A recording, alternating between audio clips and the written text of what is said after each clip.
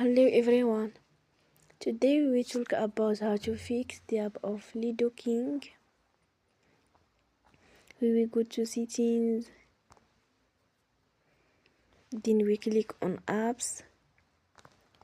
After that we will search the app Lido King and then we click. They will on for stop.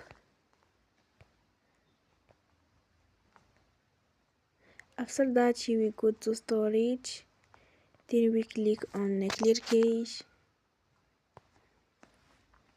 Here we go to Play Store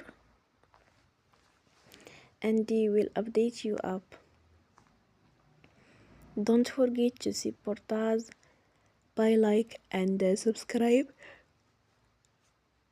See you next time and thank you.